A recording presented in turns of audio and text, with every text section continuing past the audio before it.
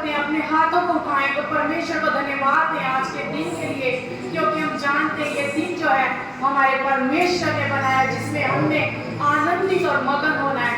आइए हम उसको अपने हाथों को उठा के धन्यवाद दें इस दिन के लिए परमेश्वर, कि तूने धन्यवाद अपने परमेश्वर तेरे नाम की हम महिमा करते हैं प्रभु, कि तू आज हम चंगाई है परमेश्वर, हम भले चंगे हैं, इसके लिए धन्यवाद देते हैं परमेश्वर प्रभु, कि आज हम तेरे भवन में आप आए परमेश्वर, इसके लिए हम धन्यवाद देते हैं प्रभु। सच में प्रभु, क्योंकि तुम महान सर्वशक्तिमान सेनाओं का यहोवा है, जो कहता है कि मैं तुम्हारे संग संग हूँ। सच में परमेश्वर, उन वायदों के लिए हम तेरा धन्यवाद करते हैं प्रभु, जो तूने अपने बच्चों के जीवन में किए हैं प्रभु। आइए हम एक जोरदार तालियों का अर्पण हमारे परमेश्वर को दें और उसको धन्यवाद करें कि वो हमारा आज जो परमेश्वर है वो हमारे संग संग है। आइए हम भजन संहिता जैसे 104 कहता है, उसके बातों में धन्यवाद और उसके आंखों में स्तुति करते हुए प्रवेश करो, उसका धन्यवाद करो, उसके नाम को धन्य गाओ। आइए हम इस गीत की शुरुआत करें, उसको शुक्रिया करें, उसका शुक्र अदा करें, क्योंकि हम जानते हैं जब हम गुनाहों में थे तो हमारा जीवन कैसा था, लेकिन जब यीशु मसीह हमारे जीवन में आए, उद्धार को लेकर आए, आनंद को लेकर आए और भरपूरी को लेकर आए, तो आइए हम इस गीत को गाएं और धन्यवाद करें, शुक्र अदा करें हमारे परमेश्वर का, कि जो आज हमारा रहबर है, जो आज हमारा मालिक है। आइए इस गीत के द्वारा हम उसकी महिमा करेंगे।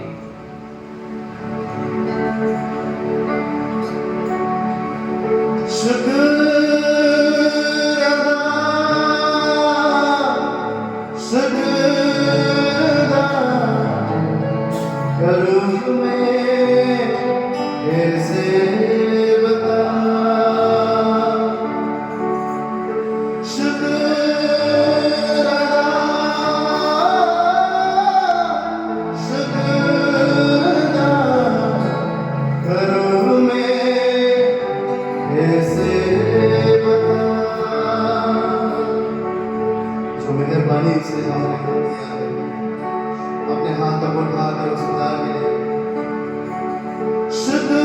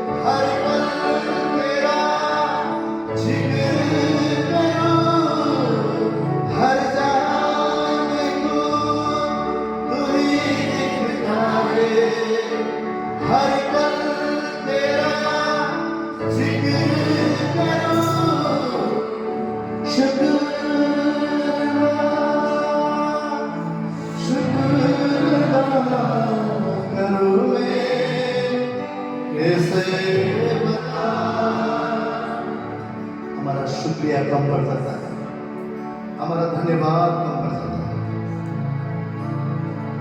वो चाहता है कि हम उसे सदा धन्यवादी हृदय के साथ उसके फाटक में प्रवेश करें। जो कुछ हमारे जीवन में है उन बड़ी बातों के लिए आइए हाथों को उठा पूरे हृदय से अपने यीशु मसीह को शुक्रिया करें। शुक्र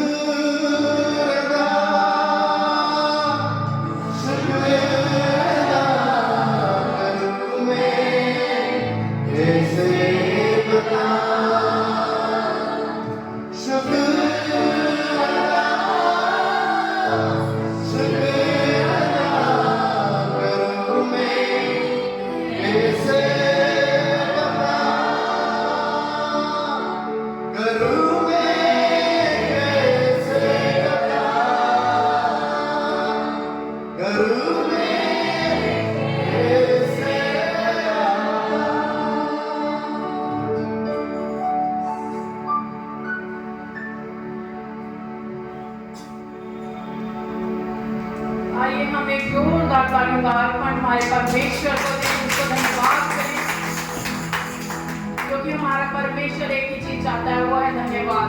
कि जब हम उसके फाटकों में धन्यवाद के साथ आते हैं, आनंद के साथ आते हैं, सच में इससे कोई और बड़ी बात नहीं होती होगी हमारे परमेश्वर के लिए कि उसके बच्चे उसके भवन में पाए जाते हैं। जैसे भजन संहिता 28:7 कहता है, यहोवा मेरा बल और मेरी ढाल है, उस पर भरोसा रखने से मेरे मन को सहायता मिलती है, इसलिए मेरा हृदय प्रफुल्लित और गीत गाकर मैं उसका धन्यवाद करूंगा। सच में हम धन्यवाद से बढ़कर हम परमेश्वर को कुछ नहीं दे सकते, क्योंकि जो भी हमारे पास है वो उसी ने दिया है। इसलिए हम अगर उसको कुछ दे सकते हैं वो गीतों के द्वारा उसकी महिमा हम कर सकते हैं, उसको धन्यवाद दे सकते हैं।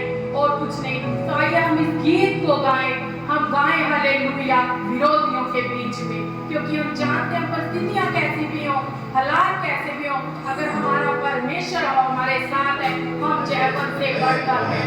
आइए हम इस गीत को गाएं, अपने हाथों को उठाएं और उसके नाम की महिमा और तारीफ करें। तो इस गीत को हम डांस करके नाचते हुए गाएं कि विरोधियों के बीच में, क्योंकि हम जानते हैं हमने हर एक चीज पर जय को पा लिया है। तो आइए हम हाथों को उठाएं और इस गीत को गाएं। मैं गाऊं हालेलुया मेरे शत्रुओं के बीच में, मैं गाऊं हालेलुया अविश्वास के सामने, सब मिलकर मैं गाऊं हालेलुया, ये जुर्म मेरा हथियार है। मैं गाऊं हालेलुया स्वर्ग मेरी खड़े, किसे कहते मैं गाऊं हालेलुया मेरे शब्दों के बीच में, मेरे शब्दों के बीच में, सब में गाऊं हालेलुया, मैं गाऊं हालेलुया अविश्वास के सामने, मैं गाऊं हालेलुया, ये गीत मेरा हथियार है, ये धूप मेरा हथियार है। मैं गाऊं हालेलुया स्वर्ग मेरे लिए खड़े, सब मिलकर हे गाऊंगा मैं तूफानों के बीच, ऊंचा और ऊंचा तेरे महिमा के गीत गाऊंगा मैं, जागे उम्मीद मृत्यु है हार, जिंदा है मसीह, गाऊंगा मैं तूफानों के बीच, हे ऊंचा और ऊंचा तेरे महिमा के गीत गाऊंगा मैं, जागे उम्मीद मृत्यु है हार, जिंदा है मसीह, मैं गाऊं हालेलुया अपनी पूरी जान से यीशु के लिए, मैं गाऊं हालेलुया अंधकार को देखूं भाग के, मैं गाऊं हालेलुया रहस्य सब मेरे मुझ में, मैं गाऊं हालेलुया डर का हक नहीं मुझ पे, सब गाएं हे गाऊंगा मैं तूफानों के बीच, ऊंचा और ऊंचा तेरी महिमा के गीत गाऊंगा मैं, जागे उम्मीद मृत्यु है हार, जिंदा है मसीह, गाऊंगा मैं तूफानों के बीच, ऊंचा और ऊंचा तेरी महिमा के गीत गाऊंगा मैं, जागे उम्मीद मृत्यु है हार, जिंदा है मसीह, जिंदा मसीह के लिए सब लोग आवाज उठाए, आवाज उठाओ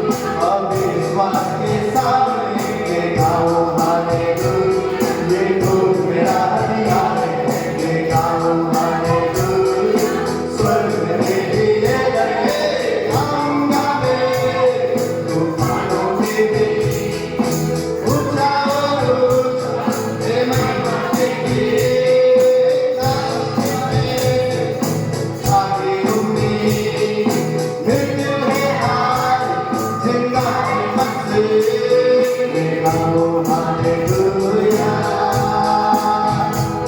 मैं गाऊं हालेलुया अपनी ऊंची आवाज में मैं गाऊं हालेलुया ओ मैं गाऊं हालेलुया विश्वास के साथ मैं गाऊं हालेलुया यीशु हमारी ताकत है मैं गाऊं हालेलुया और अपने में छुटकारा है मैं गाऊं हालेलुया यीशु योग्य है गाऊं हालेलुया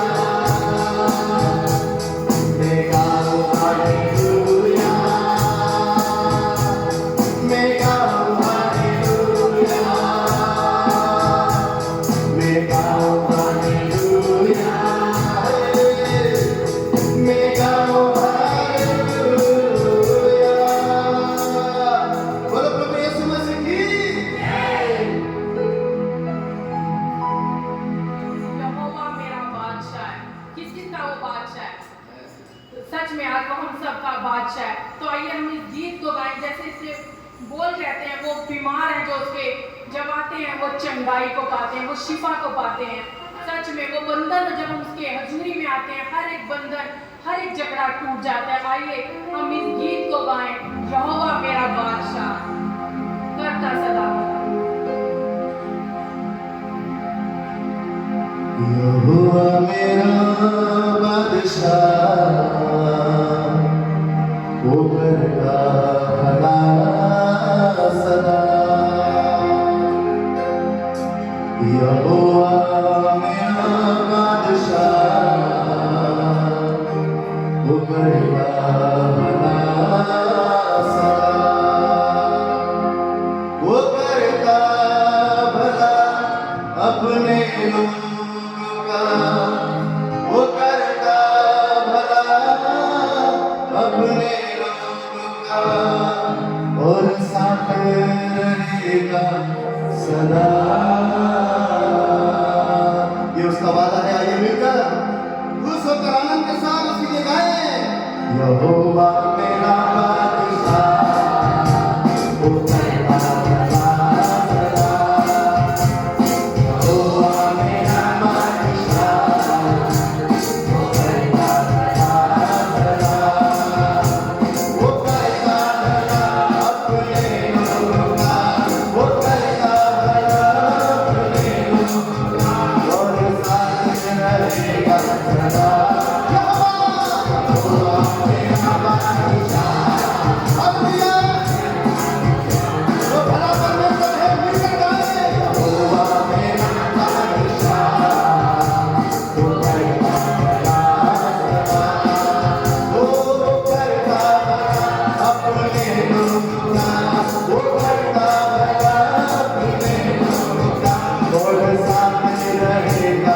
सदा यहोवा मेरा बादशाह वो करता भला सदा यहोवा मेरा बादशाह वो करता भला सदा पाते हैं बीमार उसके घर से शिफा लेके दुनिया कोई कहे पाते हैं बीमार उसके घर से शिफा लेके दुनिया सुन के दुआ देता है सवा बंधनों से करता है आजाद कहे सुन के दुआ देता है सवा बंधनों से करता है आजाद उसका प्यार महान वो है मेरा खुदा उसका प्यार महान वो है मेरा खुदा उसका प्यार महान वो है मेरा खुदा उसका प्यार महान वो है मेरा खुदा रहता है तो साथ सदा यहोवा मेरा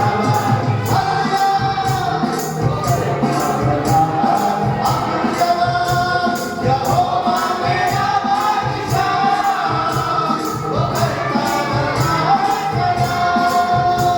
वो करता भला अपने लोगों का वो करता भला अपने लोगों का और साथ रहेगा यहोवा मेरा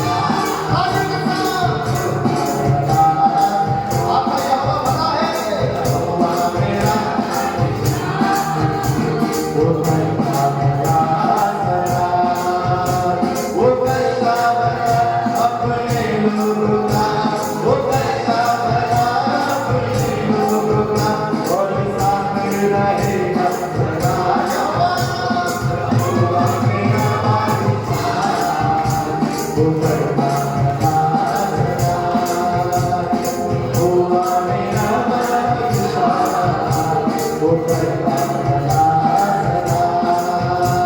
यहोवा मेरा बादशाह, वो करता भला। इस गीत के द्वारा कन्फेस करें, यहोवा मेरा बादशाह, वो मेरे लिए खड़ा है, करता भला सदा। यहोवा मेरा बादशाह, वो करता भला सदा। यहोवा मेरा बादशाह, वो करता भला सदा।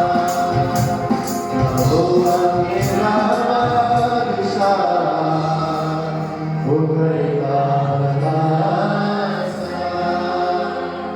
वो करता भला अपने लोगों का, वो करता भला अपने लोगों का, और साथ रहेगा सदा।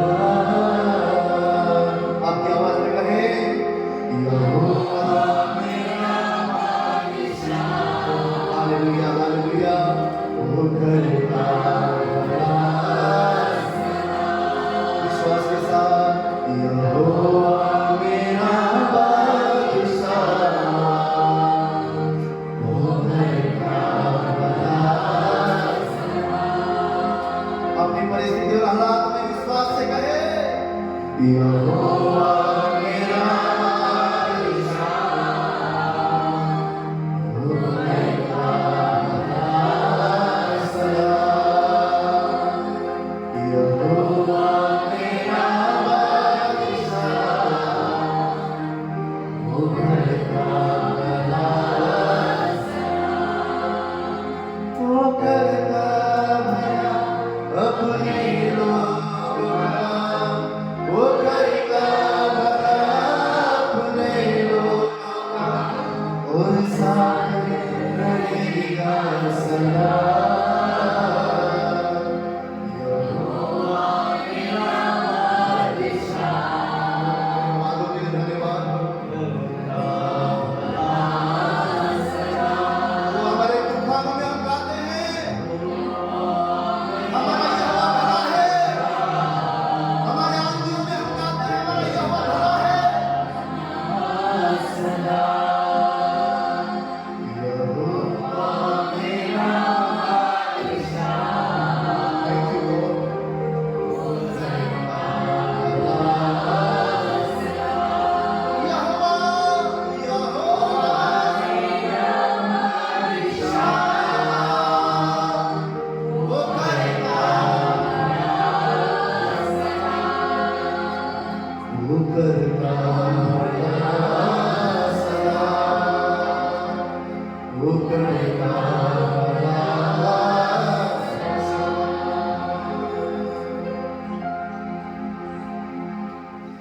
आइए हम एक जोरदार ताली पर हमारे प्रभु यीशु को दें। सच में हमारा परमेश्वर भला करने वाला परमेश्वर है। हमारा परमेश्वर वो है जिसने जंगल में मार्ग को निकाला। सच में चाहे परिस्थितियां कैसी भी, हालात कैसे भी, लेकिन हम जानते हैं अगर हमारा परमेश्वर हमारे साथ है तो हम सब कुछ कर सकते हैं, क्योंकि हम जानते हैं जिसने समुद्र को डुबाला, जिसने जंगल को मार्ग निकाला, हमारा परमेश्वर वो हमारे साथ है, इसलिए हम सब कुछ कर सकते हैं। आइए हम एक जोरदार तालियों पर हमारे परमेश्वर को दें। जैसे अगला गीत कहता है, यहोवा मेरा बल है, वो हमारा बादशाह है। तो आइए हम इस गीत वचन को पढ़ेंगे। यहोवा मेरा चट्टान और मेरा गढ़ और मेरा छुड़ाने वाला, मेरा ईश्वर मेरी चट्टान है, जिसका मैं शरणागत हूँ। वह मेरी ढाल और मेरा मुक्ति का सिंह है और मेरा ऊंचा गढ़ है। तो आइए हम इस गीत को अपने हाथों को उठा करके, जो घुटनों पर आ सकते हैं वो घुटनों पर आए और उसको कहें, यहोवा मेरा बल, तू मेरी ढाल और तू मेरे चट्टान है। वो सच में वो हमारी निराशाओं में हमारी आशा है। जब हम निर्बल हो जाते हैं वो हमें बलवान बनाता है, जब हम गिरते हैं वो हमें उठाता है। तो आइए हम अपनी आंखों को बंद करें, अपने हाथों को उठाएं और परमेश्वर को कहें, तू मेरा बल है। चाहे घोर अंधेरों ने हो मुझे घेरा, सुनी राहों पर हो मैं अकेला,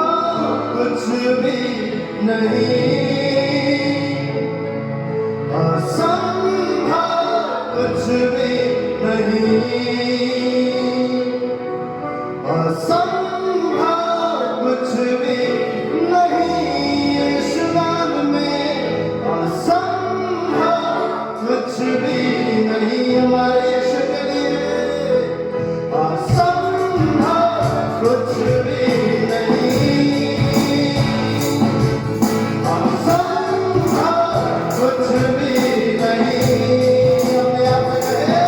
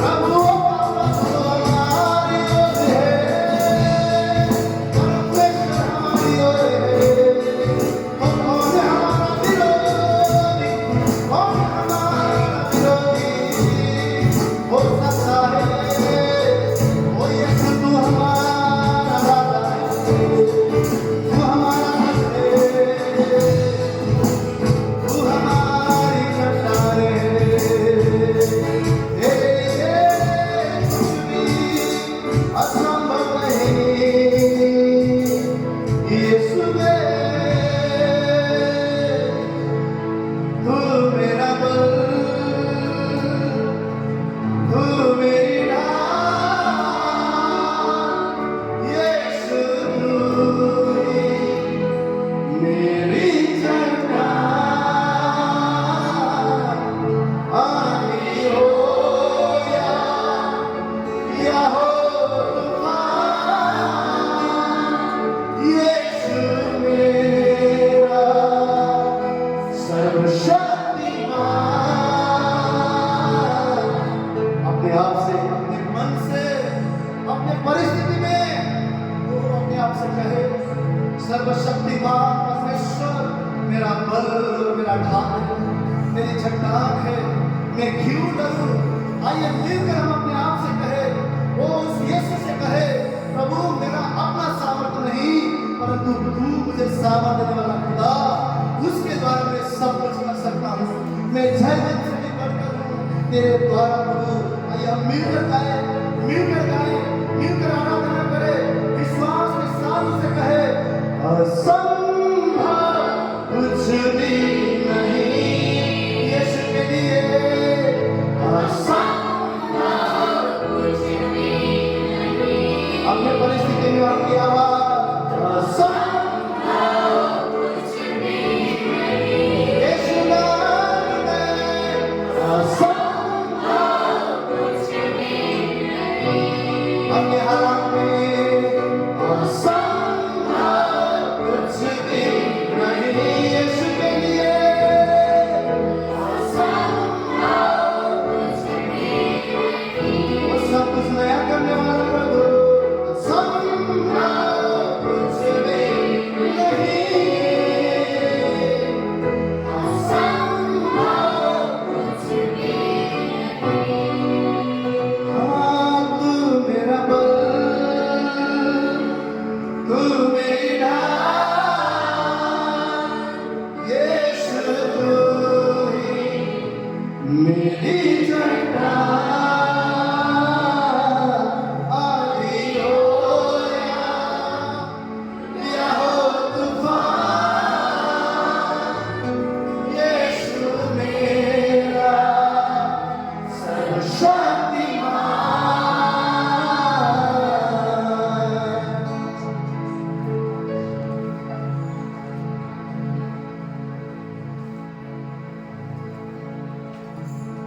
वो परमेश्वर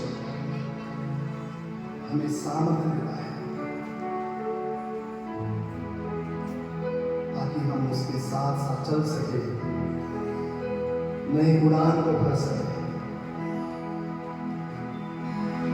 यशाया का पुस्तक कहता है, उठ मेरा प्रकाश आया है। परमेश्वर चाहता है कि हम उठ खड़े हो जाए और उसके सामर्थ्य के द्वारा हम जीवन का जीवन जिए।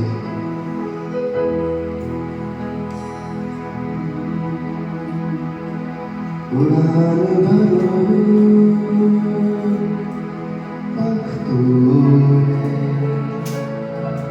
ऊंचाइयों पे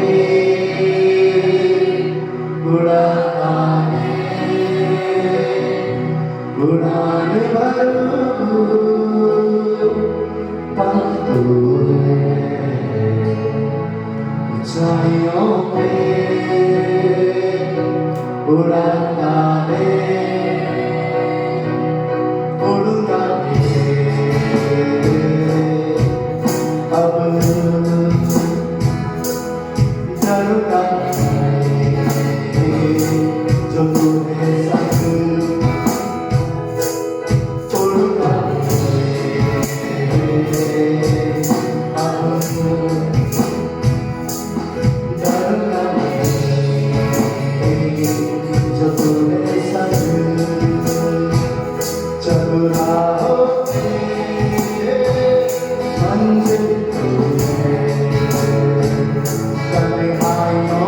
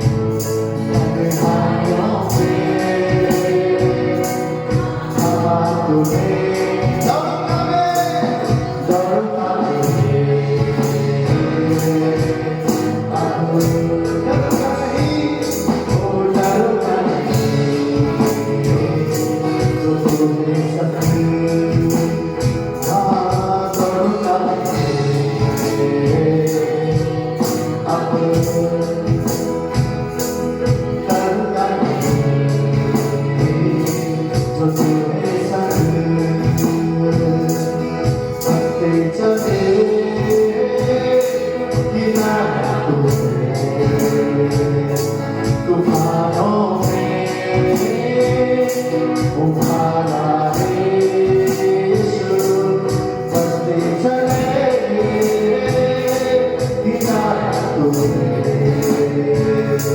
तुम्हारों में तुम्हारा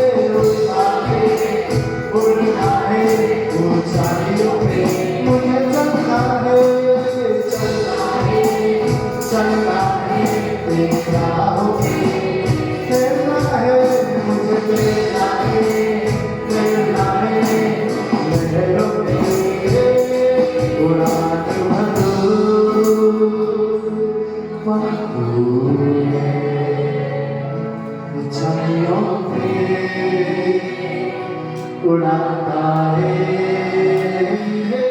उड़ान भरो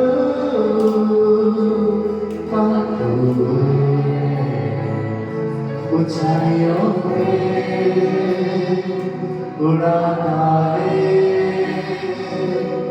उड़ता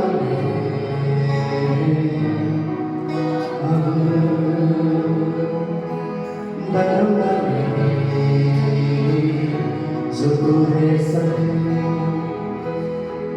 उड़ता अब डरना जो है संग।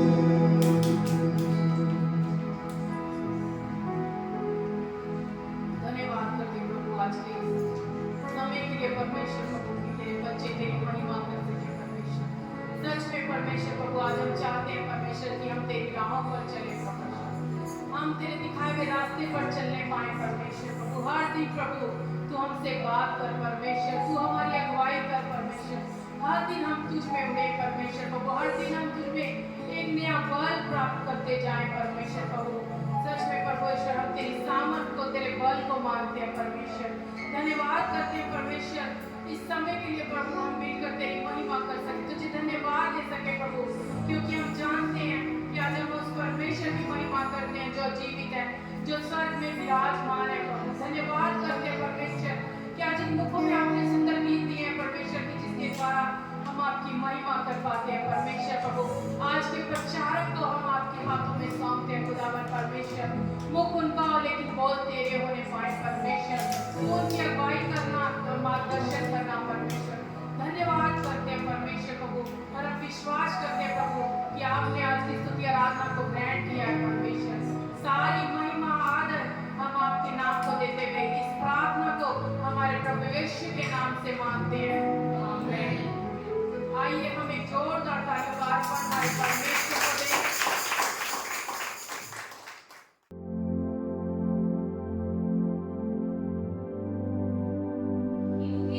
आपकी मजदूरी तो मृत्यु है, परंतु परमेश्वर का वरदान हमारे प्रभु मसीह यीशु में अनंत जीवन है। इंग्लिश में से पढ़ूंगा। For the wages of sin is death, but the gift of God is eternal life through Jesus Christ. आमीन। क्या लिखा हुआ है? जो मनुष्य जाति ने पाप किया उसका सजा तो क्या है? मौत है। कैसा मौत? शरीर में तो हर एक दिन मरने वाला है, परंतु बाइबल कह रहा है आत्मा का मृत्यु, कि वो आत्मा सदा के लिए पाप की वजह से वो नरक में जाएगा। परंतु यीशु मसीह यहाँ पर क्या कह रहे हैं कि परंतु परमेश्वर का वरदान हमारे प्रभु मसीह यीशु में अनंत जीवन है। और इंग्लिश में क्या लिखा हुआ है? Eternal life through Jesus Christ. ये क्या है? गिफ्ट ऑफ गॉड, परमेश्वर का भेंट है, गिफ्ट है।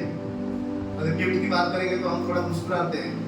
हम सबको गिफ्ट पसंद है, यहाँ पे किसी को गिफ्ट नहीं पसंद है क्या? थोड़ा मुस्कुराए, तो हमसे प्यार करता है। गिफ्ट पसंद है? Yes. मुझे पसंद है, आप लोग दे सकते हैं।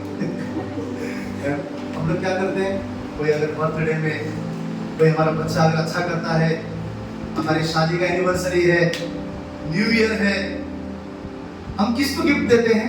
जिससे हम प्यार करते हैं और उसको बताते हैं कि भाई ये गिफ्ट एक प्यार का टोकन है ना, कि मैं तुझसे प्रेम करता हूँ, मैं तुझे अपना मानता हूँ, मैं तुझे अपना बेस्ट मानता हूँ, तू मेरा करीब का है।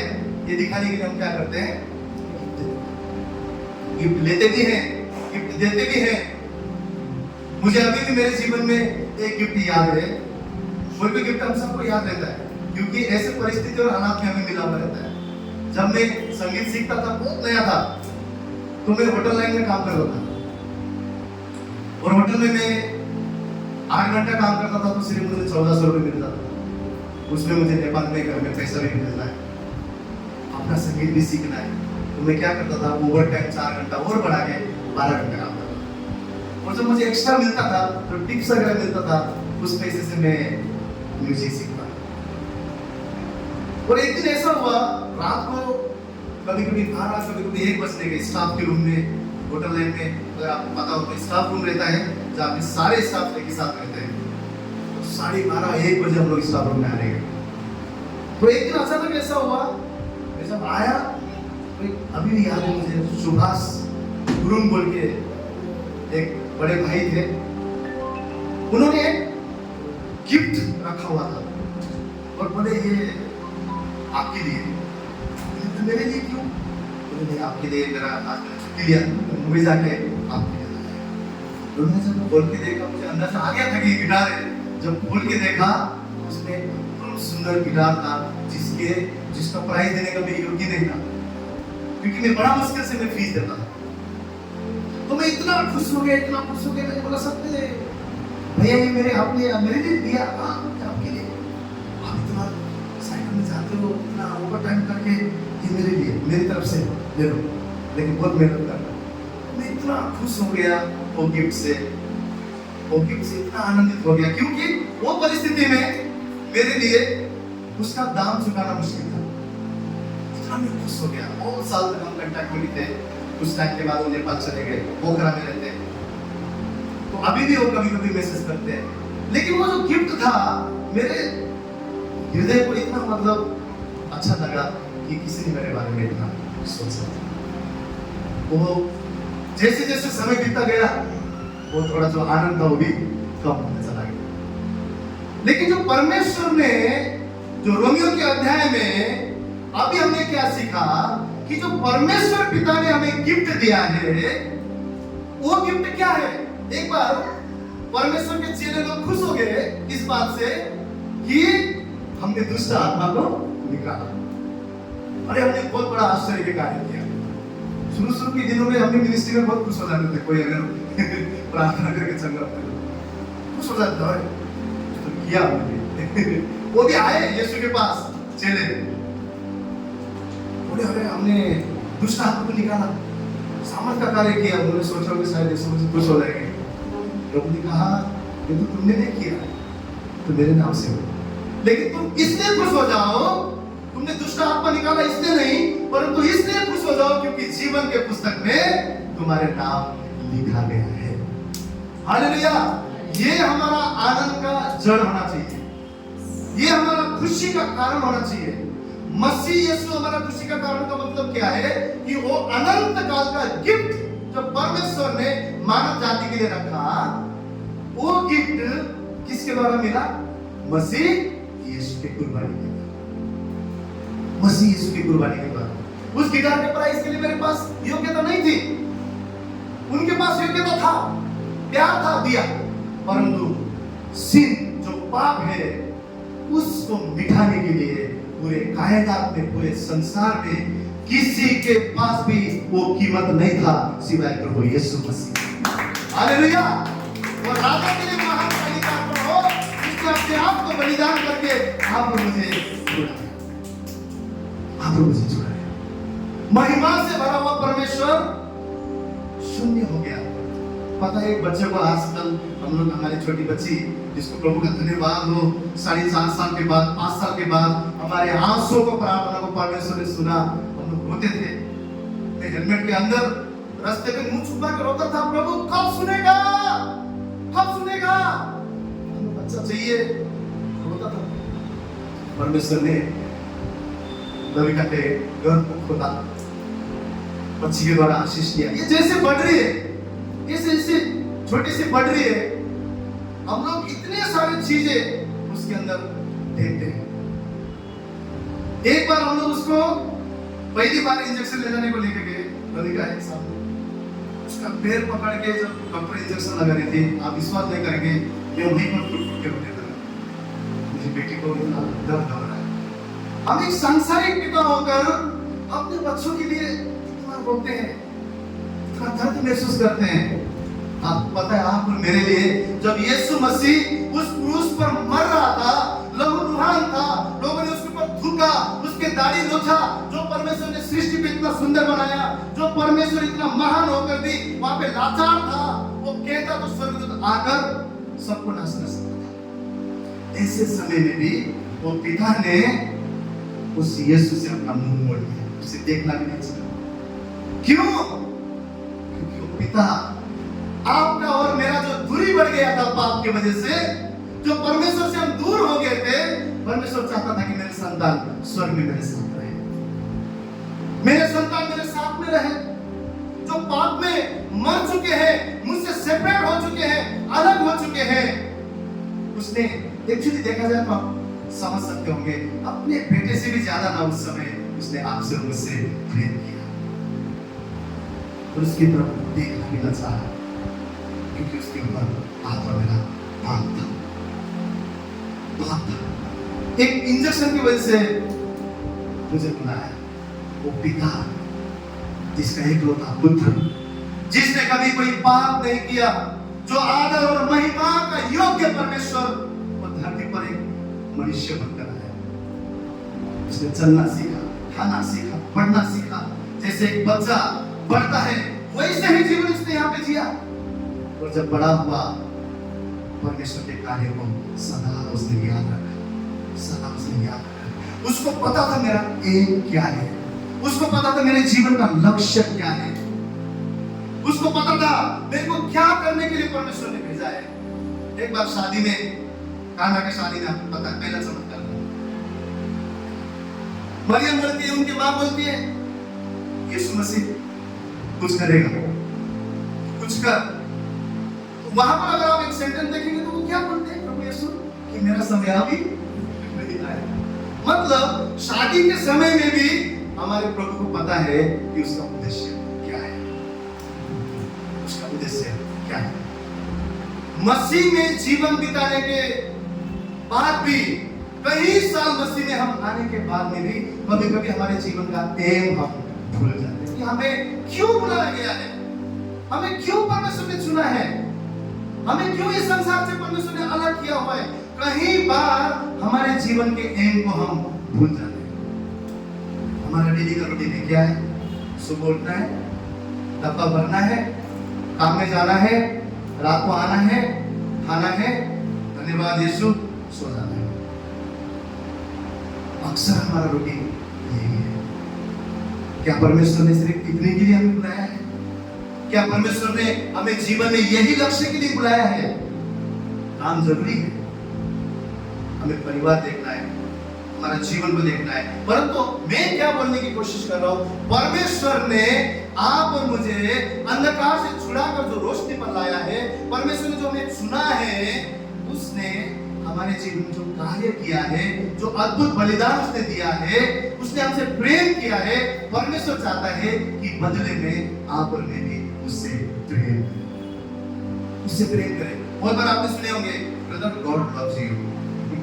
बहुत बार आपने सुने होंगे, sister God loves you. God तो लव करता है, गॉड तो लव करता है, लेकिन हम लव करते हैं क्या गॉड से? प्रश्न ये, हम परमेश्वर से प्यार करते हैं क्या? आज सुबह का सवाल हमारे आप और मुझसे यही है कि हम परमेश्वर से प्यार करते हैं जैसा वो चाहता है, क्या हम वैसा प्यार करते हैं? ये सवाल मैं सिर्फ आपके ऊपर नहीं, ये सबसे पहले मैं मेरे लिए पूछ रहा हूँ। मैं जब मैसेज लिख रहा था, परमेश्वर बोल रहा था तेरे लिए। यहाँ पे मैसेज देने वाला बड़ा नहीं है, ये मैसेज सबसे पहले मैं विश्वास करता हूँ हमें सिखाने के लिए परमेश्वर, हमें ऑब्जर्व करने के लिए, हमें उसको लागू करने के लिए परमेश्वर देता है। मैं प्रभु को धन्यवाद देता हूँ। एक दिन मैं ब्रदर दीपक से बात कर रहा था, मैं बोल रहा था ये जो मौका प्रभु ने दिया है ना ब्रदर, ये किसी को प्रचार करने से भी पहले ना ये मेरे लिए प्रभु ने दिया, क्योंकि वचन से परमेश्वर बात करता है, वचन से परमेश्वर बात करता है। और यहाँ पर प्रभु परमेश्वर आप और मेरे जीवन से क्या चाहता है कि हम भी उससे प्रेम। एक वचन को हम देखेंगे, यूहन्ना का 14 अध्याय उसका 21वां वचन, कोई इसे पढ़ेंगे? यूहन्ना 14 अध्याय उसका 21 वचन। जिसके पास मेरी आज्ञाएं हैं और वह उन्हें मानता है, वही मुझसे प्रेम रखता है, और जो मुझसे प्रेम रखता है उससे मेरा पिता प्रेम रखेगा, और मैं उससे प्रेम रखूंगा और अपने आप को उस पर प्रकट करूंगा। फिर से एक बार सब पढ़ेंगे।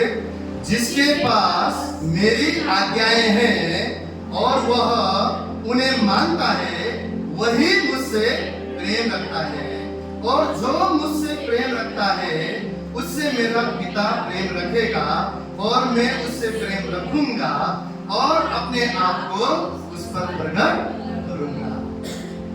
God loves us, but do you love Jesus? क्या हम भी परमेश्वर से प्यार करते हैं? यहाँ पे स्पष्ट रीति से वचन में क्या बोला? परमेश्वर से प्यार करना क्या है? पहली चीज क्या बोला? आज्ञाओं को मानना है, आज्ञाओं को मानना है। मैं कितना भी ऊंचे स्वर लगा के गाऊं, कितना भी अच्छा सुर बजाऊं, कितना भी परमेश्वर की तारीफ करूं, कितना भी परमेश्वर के लिए वचन बांटूं, परंतु और मुंह से बोलूं प्रभु मैं तुझसे प्रेम करता हूं, प्रभु मैं तुझसे प्रेम करता हूं, आई लव यू जीसस, कितने भी बार प्रभु ने क्या बोला? अगर तुम आज्ञा मानते हो तो मुझसे प्रेम करो, अगर आज्ञा नहीं मानते हो, ये गीत गाना भी व्यर्थ है, आराधना भी व्यर्थ है, वचन बांटना भी व्यर्थ है, आई लव यू जीसस बोलना भी व्यर्थ है, क्योंकि हम सिर्फ होठों से, बाइबल बोलता है होठों से तो तुम उसकी आदर करोगे, लेकिन मन उससे इसलिए परमेश्वर से प्रेम करने का अर्थ क्या है? परमेश्वर के दिए हुए वचन को मानना है, आज्ञा को मानना है। और यहाँ पर क्या बोला प्रभु ने? क्या बोला कि, और दूसरा बात क्या बोला? जो मुझसे प्रेम रखता है, अर्थात मेरी आज्ञाओं को मानता है, उससे मेरा पिता क्या करेगा? प्रेम रखेगा, और मैं उससे प्रेम रखूंगा और अपने आप को उस पर प्रकट करूंगा। यीशु मसीह कहता है कि तुम अगर आज्ञा को मानोगे, मुझसे प्रेम करोगे, पिता से प्रेम करोगे, तो यीशु मसीह क्या बोल रहा है कि तुम पर मैं अपने आप को भी प्रकट करूंगा, अर्थात अपनी महिमा तुम्हारे जीवन से दिखाऊंगा। तो जरूरी है कि हम जैसे परमेश्वर ने हमसे प्रेम किया है, हम भी उससे प्रेम करें, और वो प्रेम क्या है? उसकी आज्ञाओं को मानना है, उसकी हर एक बातों को मानना है, क्योंकि आज्ञाकारिता में जीवन बिताना ही धार्मिकता का जीवन है। हमने पुराने नियम में बहुत सारे उदाहरण देखा। अब्राहम को विश्वास का पिता, और विश्वास का पिता इसलिए भी बोला गया, धर्मी इसलिए ठहराया गया क्योंकि उसने सिर्फ यस लॉर्ड आमीन नहीं बोला, उसने जाके विनती भी की। तब परमेश्वर ने बोला अपने बेटे को साथ में लेकर जा, मोरिया पर्वत पे लेकर उसको बलिदान कर। तो उसने सिर्फ विश्वास नहीं किया, लेकिन उसने कृत्य करके ले जाके 3 दिन का सफर करके वहां पहुंच के, उस साल में पहुंच के ऊपर नीचे सेवक को छोड़कर ऊपर जाकर वेदी बनाकर अपने बेटे को वहां पर रखा और लिटरली उसको बलिदान करने वाला था। और परमेश्वर का आवाज आया, आप सकते वो धर्मी माना गया। क्यों? उसने आज्ञाओं को पालन किया। उसने आज्ञाओं को पालन किया। अगर आप नूह के जीवन में देखेंगे, नूह ने क्या किया? परमेश्वर ने एक हुक्म दिया कि मैं इस धरती पर 40 दिन 40 रात बारिश करूंगा, सबका नाश करूंगा, परंतु तू अपने और अपने परिवार के लिए जहाज बना। उसने विश्वास किया और बाइबल कहता है कि नूह परमेश्वर के संग संग चलता था। बाइबल कहता है कि वो धर्मी पुरुष था। उस समय में वो खरा मनुष्य था और आज्ञा को मानता। क्यों परमेश्वर ने उसको धर्मी बोला? क्योंकि वो आज्ञाओं को मानता। आज पता है इतने सारे शिक्षाएं, इतने सारी झूठी शिक्षाएं, क्योंकि बाइबल बोलता है आखिरी के दिन में होने वाले हैं और कलीसिया के बीच में से वो निकलेंगे झूठे भविष्यवक्ता। इतना मीठा, इतना अच्छी बातें, लेकिन जो आत्मा के लिए घातक है। मसाला लगाया हुआ, मिक्स किए हुए। परमेश्वर का वचन कहता है इस वचन में से कोई भी एक शब्द जोड़े या घटाए उसके श्राप है। परंतु आज की डेट में वही सुसमाचार सुनाया जाता है जो मनुष्य सुनना चाहता है। बाइबल बोलता है आखिरी के दिनों में लोग ऐसे ऐसे सुसमाचार वाले को रखेंगे जो उनके मुताबिक मीठी मीठी बात करना चाहेगा और उनको वही पसंद आएगा। परमेश्वर डांटने वाला परमेश्वर है, प्रेम में डांट है। अगर आप बोलते हैं मैं मेरे बच्चे से बहुत प्यार करता हूं, बहुत प्यार करता हूं, और अगर वो कुछ गलत कर रहा है, क्या आप उसको ताड़ना नहीं देते? आपका बेटा आग के पास जा रहा है, क्या आप उसको झपट कर बचा नहीं देते हो? क्या वो गलत कर रहा है, क्या आप उसको मारते नहीं हो, डांटते नहीं हो? क्यों? क्योंकि आप अपने बच्चों से प्रेम, परमेश्वर आपको उससे प्रेम करता है और वो जिससे प्रेम करता है उसे डांटता है। और आज की डेट में, आज के सुसमाचार में सिर्फ अनुग्रह अनुग्रह अनुग्रह, जो पाप करने की अनुमति देता है, लेकिन बाइबल बोलता है अनुग्रह पाप करने की अनुमति नहीं देता। पुराने नियम में व्यवस्था था। क्या व्यवस्था था? क्या रूल था? कि अगर किसी ने कोई पाप किया, अलग अलग पापों के मुताबिक अलग अलग बलिदान रखा हुआ था। और मनुष्य पाप करता था और उस पाप के मुताबिक जानवर को लेकर जाता था, और जानवर को जब लेकर जाता था उस पुजारी के पास में, याजक के पास में, वो चेक करता था बलिदान को, उसको बलि देता था, और उस रगत से क्या होता था? उसका पाप उस टाइम के लिए धुलता था। पाप निकल नहीं जाता था, परंतु क्षमा होता था, वो उसको माफी मिलता था। व्यवस्था ये था, तब भी व्यवस्था था। और किसी को व्यभिचार में पकड़ा गया, किसी को चोरी में पकड़ा गया, किसी ने हत्या किया, हर प्रकार के पापों के लिए पुराने नियम में व्यवस्था बनाया हुआ था। और वैसे ही समय में परमेश्वर के दासों ने व्यवस्था से भी बढ़कर, व्यवस्था से भी आगे आकर, ऊंचा आकर, उन्होंने परमेश्वर के साथ में अपना रिश्ता घनिष्ठ रखा। परमेश्वर से प्रेम किया, और इसीलिए परमेश्वर से प्रेम करने की वजह से, परमेश्वर की आज्ञाओं को मानने की वजह से वो धर्मी कहलाए गए। आज के जीवन में भी, आज के डेट में भी मसीह यीशु का अनुग्रह है, मसीह यीशु की दया है। जब हम पाप करते हैं, जब हम माफी मांगते हैं, परमेश्वर हमेशा परमेश्वर हमें माफ करता है, परमेश्वर हमें दया दिखाता है। परंतु क्या परमेश्वर इतना ही चाहता है? क्या परमेश्वर हमारे जीवन में यही चाहता है कि हम आगे बढ़े, पाप करें, गिरे, फिर से उठे, क्षमा मांगे, पाप करे, गिरे। क्या परमेश्वर इतना ही चाहता है? यीशु मसीह जब जा रहा था यरूशलेम में प्रवेश करने से पहले, आप जानते हैं, एक वहां पर चेलों को बोला सामने के गांव में जाओ और उधर एक गधे के बच्चे बांधा हुआ है। जब हम बांधा हुआ सोचते तो क्या सोचते हैं कि किसी को अटका कर रखा हुआ है, वो छूट नहीं सकता वहां से। हम लोग किसान लोग बचपन में, आपको पता है, हमारे पास भैंस गाय सब था और ठूटा रहता था, उसमें जंजीरों से उसको रस्सियों से बांधते थे और वो दिन भर घूमेगा, उधर ही घूमेगा, लेकिन छूट नहीं सकता।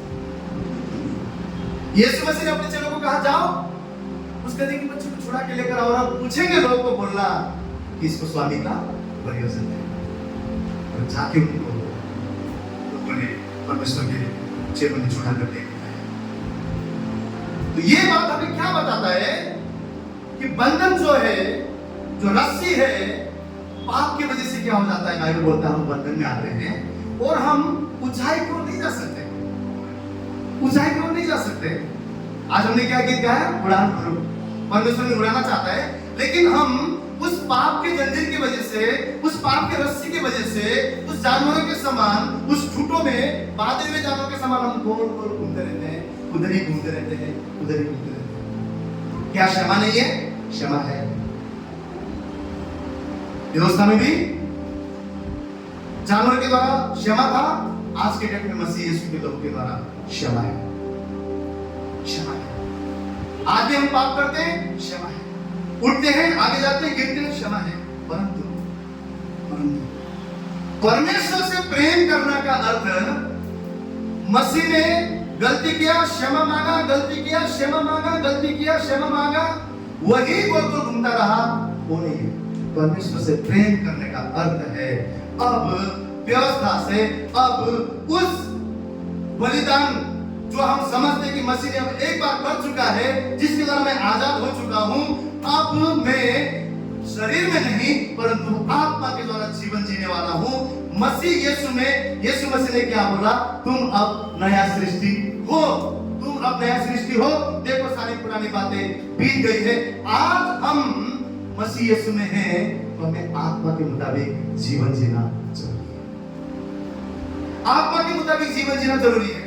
आज्ञाओं को मानना जरूरी है, शरीर के कार्य को नाश करना जरूरी है।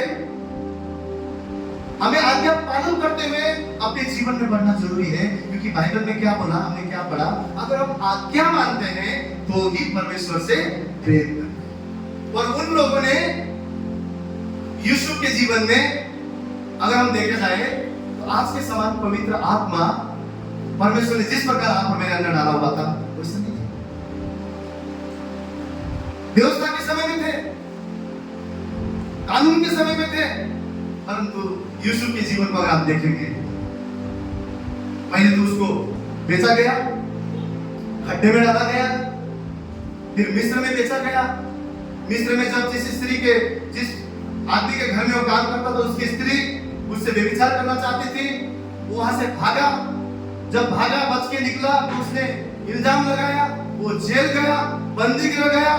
लेकिन उसके जीवन के हर एक हिस्से में कहीं पे भी आप उसके जीवन में पाप करते हुए नहीं पाएंगे। हर जगह पे बाइबल बोलता है, जब वो जेल में भी था, बंदी गिर में भी था, बाइबल में लिखा हुआ यहोवा उसके संग था। यहोवा उसके संग। क्यों? क्योंकि वो परमेश्वर से प्रेम करता था, परमेश्वर के आज्ञाओं पर चलता था। हमारे जीवन में बहुत बार क्या होता है, बोलते हैं प्रभु मैं तुझसे प्रेम करता हूँ, लेकिन जब पाप आता है, जब हम अपने आप को अकेले देखते हैं, सिर्फ हम दायां बाएं देखते हैं, ऊपर देखना भूल जाते हैं। अब हम दूध पीने वाले बालक नहीं मसीह में, अब हम मांस खाने वाले, अब हम सियाने बोलता है बाइबल, हम बुद्धिमान हैं। अभी सोचो हमारी बच्ची जवान होने तक भी दूध पीते रहेगी, कुछ तो गड़बड़ है, कुछ तो गड़बड़ है। अभी भी हम सिर्फ चमत्कारी के ऊपर है, अभी भी हम सिर्फ छंगाई के ऊपर है। परमेश्वर सब कुछ करता है। आपको पता है परमेश्वर ने आप और मेरे जीवन में आश्चर्य का कार्य किया, और उतना ही लेकर हम जीवन बिता देते हैं। लेकिन परमेश्वर ने मैं विश्वास करता हूँ जब भी आश्चर्य का कार्य उन दिनों में भी किया, आज भी किया, वो परमेश्वर का इन्विटेशन है, आमंत्रण है, परमेश्वर का बुलाने का तरीका है। अगर मेरे जीवन में वो दिन नहीं आता, मैं रेलवे स्टेशन में था, मेरे जॉब से, नौकरी से रात को 12 बजे जब मैंने 8 महीने का सैलरी मांगा, लात मार के निकल गया। अभी मुझे यहाँ सेकंड फ्लोर से दारू की रस में पीट के मार के मुझे निकल। यीशु मसीह नहीं था मेरे पास, जानता नहीं था मैं। नासिक रोड के रेलवे स्टेशन में सोता था। 1 दिन हो गया, 2 दिन हो गया, 3 दिन पेट में कुछ नहीं, लोगों ने फेंका हुआ आधा धुना खाना खा के मैं पेट भरा। परंतु जब मैंने उस समय तो सालों पहले यीशु के बारे में सुना हुआ चीजों को जब मैंने विश्वास किया, प्रभु यीशु, मुझे तो प्रार्थना करना भी नहीं आता, लेकिन मन में विश्वास किया, जो मेरे बारे में मैंने सुना है वो सच है, मेरे जीवन में कुछ कार्य।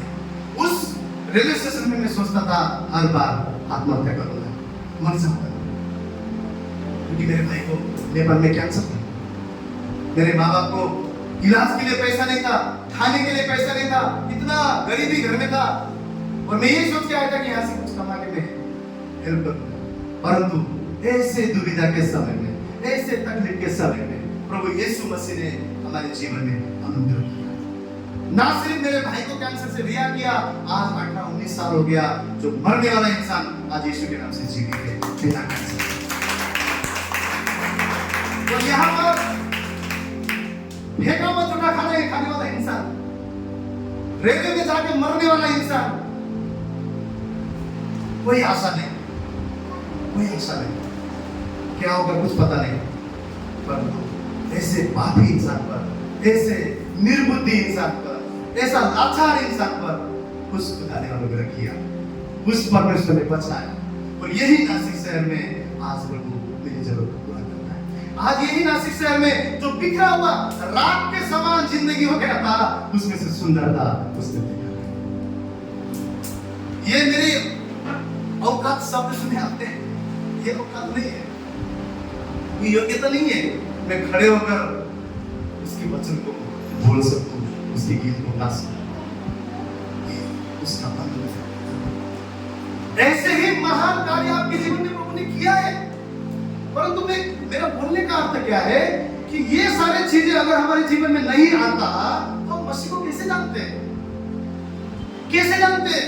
आपके जीवन में अगर तकलीफ नहीं आता, आपके जीवन में अगर आंसू नहीं आता, आपके जीवन में सब कुछ अच्छा रहता, तो आप प्रभु के पास क्यों आते?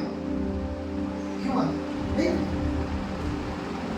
आपके जीवन में तकलीफ आया, आपके जीवन में परेशानी आया, आपके जीवन में सारे मार्ग बंद हो गए, आपने हाथ ऊपर कर दिया, आपने हाथ कुछ नहीं हो सकता, उस समय में मसीह यीशु आपको ढूंढते हुए, आपको ढूंढते हुए। और वो क्या था? वो बीमारी क्या था जिसकी वजह से आप मसीह में आए? वो गरीबी क्या था जिसकी वजह से आप मसीह में आए? वो आंसू क्या था जिसकी वजह से आप मसीह में आए? वो इनविटेशन था, वो आपको अपने राज्य में बुलाने का परमेश्वर का तरीका था। अब हमें क्या करना है? क्या सिर्फ उतना ही लेके बैठे रहे? उतना ही अनुग्रह में प्रभु तो क्षमा करने वाला है, फिर से दूसरा दिन पाप किया, वही पुराना जीवन, वही पुरानी आदतें। क्या परमेश्वर ये चाहता है कि हम उधर ही बंधे हुए उस गधे के बच्चे के समान घूमते रहे और आजाद ना होना चाहे? परमेश्वर ने क्या बोला? मसीह ने हमें क्या किया है? स्वतंत्र किया। मसीह ने क्या किया है? स्वतंत्र किया। अब हम दास नहीं, अब हम गुलाम नहीं है।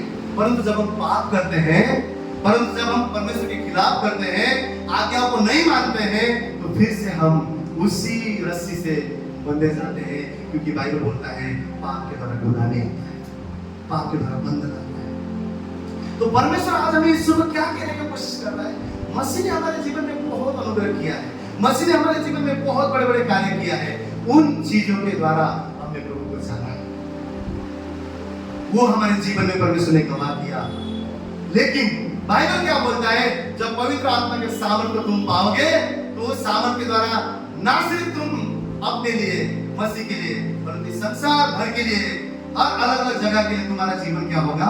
गवाह बनेगा। अब समय क्या है? अब मसीह के सिर्फ कार्य नहीं, आप और मेरा जीवन गवाह होने का समय है। आपका और मेरा आचरण गवाह बनने का समय है। हम कैसे गवाह बन सकते हैं? जब तक हम परमेश्वर से प्रेम नहीं करते हैं। आप परमेश्वर से अगर प्रेम नहीं करेंगे, हमारा जीवन धर्मी नहीं होगा, परंतु हम सिर्फ धार्मिकता के काम करेंगे, सिर्फ धार्मिकता के काम करेंगे। क्या कलीसिया में जा रहे हैं, आप पास्टर ने बोले बाइबल भी पढ़ रहे हैं, आगे तो लिखना ही पड़ेगा, ग्रुप में आराधना में हाथ तो उठाना ही पड़ेगा, शायद नहीं जाऊंगा तो बुरा मान जाएंगे, कलीसिया नहीं जाऊंगा तो फोन आ जाएगा, उपास तो है तो जाना ही पड़ेगा, बाबा उपास रखना ही है। ये सारा चीज कब आएगा? जब हम मसीह से प्रेम नहीं करेंगे, जब हम मसीह से प्रेम नहीं करेंगे। किसी को आपको पुश करना पड़ेगा तभी आप कलीसिया आएंगे, किसी को आपको बताना पड़ेगा तभी आप गाओगे, किसी को आपको बोलना पड़ेगा तभी आप घर में प्रार्थना करेंगे, किसी को आपको बताना पड़ेगा तभी आप बाइबल पढ़ोगे। लेकिन जब आप परमेश्वर से प्रेम करते हैं, जब आप परमेश्वर से परमेश्वर को कहते हैं, प्रभु सच में मैं तुझसे प्रेम करता हूँ, सच में मैं तेरी आज्ञा में चलना चाहता हूँ। आप कोशिश करते हो, आप हर समय परमेश्वर की आज्ञाओं पे चलते हो, परमेश्वर की बातों को मानते हो। परमेश्वर से आप जब प्रेम करते हो तो आपको बोलने की जरूरत नहीं कलीसिया आओ, आपको बोलने की जरूरत है हाथ उठाओ, आपको बोलने की जरूरत है परमेश्वर का आराधना करो, आपको बोलने की जरूरत है अपने घर में बाइबल पढ़ो। क्यों? उस बातों के लिए वेट करते रहते, कब समय मिले मैं मेरे पिता से बात करूं, कब समय मिले मैं दरवाजा बंद करके अकेले में मेरे पिता से बात करूं, कब समय मिले और मैं बाइबल पढूं, कब समय मिले मैं अन्य लोगों के लिए प्रार्थना करूं, कब समय मिले मैं घंटों परमेश्वर के चरणों में बिताऊं। क्यों? क्योंकि आप परमेश्वर से प्रेम करते हैं। आप किसी से प्रेम करते हैं ना, तो आप उस बंदे के लिए कुछ भी करते हैं, लेकिन हम परमेश्वर से प्रेम सिर्फ मुंह से करते हैं, बाकी हम कुछ भी नहीं करते। इसलिए बाइबल में क्या बोला? जब तक तुम मेरे आज्ञा को नहीं मानोगे तुम झूठे हो बोलता है।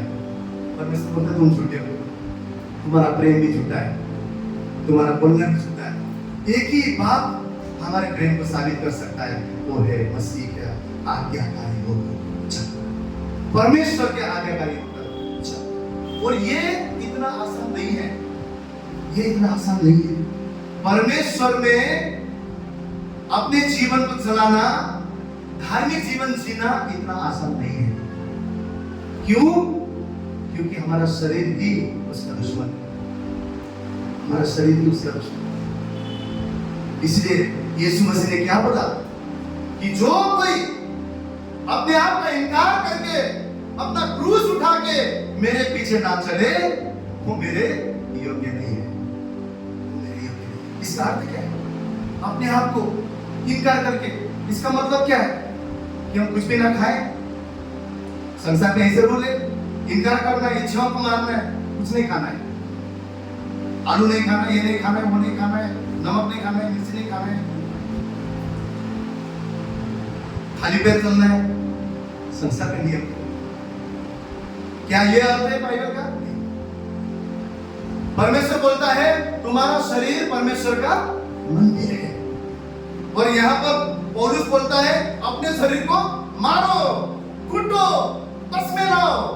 इसका मतलब परमेश्वर इस शरीर से नफरत करता है क्या? नहीं, शरीर के कार्य से नफरत करता है, शरीर की बातों से नफरत करता है, शरीर की ऐसी बातें जो परमेश्वर की धार्मिकता के खिलाफ है, परमेश्वर की पवित्रता के खिलाफ है, उन बातों से परमेश्वर नफरत करता है। परमेश्वर ने कहा तुम्हारा शरीर मेरा मंदिर है, मेरा पवित्र आत्मा का मंदिर तुम्हारा शरीर। परमेश्वर इस शरीर से प्यार करता है, परंतु पौलुस क्या बोलने की कोशिश कर रहा है कि अपने आप को मारो, कूटो, बस में लाओ। इसका अर्थ ये है कि जो हमारा शरीर, जो शरीर के कार्य है, जो पुराना जीवन है, परमेश्वर ने तो हमें अद्भुत कार्यों के द्वारा अपने अनुग्रह में लाया, परंतु आज भी हमारा जीवन जो पुराना कार्य करता है, जो पुराना जीवन जीता है, जो पुराना मनुष्य तो आज भी हमारे अंदर है, बाइबल बोल रहा है उसको उखाड़ कर फेंकने की जरूरत है, शरीर के कार्य को नाश करने की जरूरत है। आज हम शरीर के कार्य के बारे में जानेंगे। कोई निकालेगा गलातियों का पुस्तक, उसका 5वां अध्याय, उसका 19 वचन। गलातियों का पुस्तक 5वां अध्याय 19वां वचन। शरीर के काम तो प्रकट है, अर्थात व्यभिचार, गंदे काम, लुचपन, मूर्ति पूजा, रोना, वैर, झगड़ा, ईर्ष्या, क्रोध, विरोध, फूट, विधर्म, दाह, मतवालापन, लीला क्रीड़ा और इन जैसे और काम हैं। क्या क्या है? सब जन बोलेंगे। विचार, व्यभिचार, गंदे काम, लूचपन, मूर्ति पूजा, टोना, वैर, झगड़ा, ईर्ष्या, क्रोध, विरोध, फुट, विधर्म, दाह, मतवालापन, लीला क्रीड़ा और इनके जैसे और काम। ये सब क्या है? शरीर के काम। ये हमारा शरीर बोलने वाला ही ये करना है, बोलने वाला ही है, क्योंकि आप और मेरे जीवन में एक शरीर है और परमेश्वर का आत्मा, बाइबल बोलता है कि परमेश्वर का आत्मा हमारे ऊपर डाला गया है। उसके लिए हम लोग पढ़ेंगे प्रेरित का पुस्तक, पहला अध्याय का 8वां वचन, नहीं सॉरी, इफिसियों का पुस्तक चौथा अध्याय है, उसका 30वां वचन। इफिसियों चौथा 30वां वचन।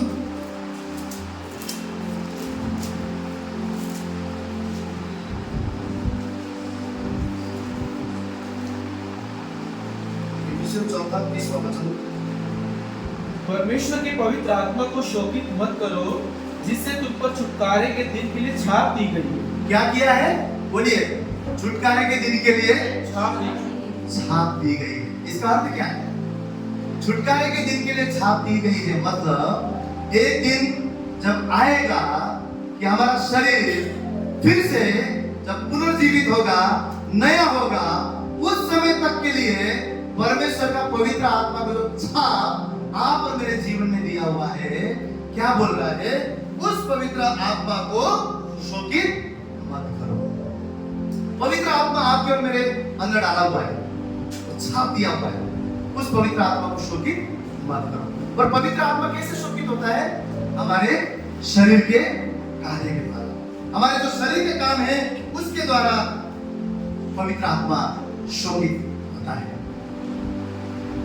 और परमेश्वर ने पवित्र आत्मा आप और मुझे देने का अर्थ क्या है? क्यों परमेश्वर ने, यीशु मसीह ने कहा चेलों को कि मैं जाकर पिता से विनती करूंगा और उस पवित्र आत्मा को भेजूंगा जो तुम्हारी सहायता करेगा, मदद करेगा, तुम्हें गाइड करेगा, अगुवाई करेगा, तुम्हारे संग संग रहेगा।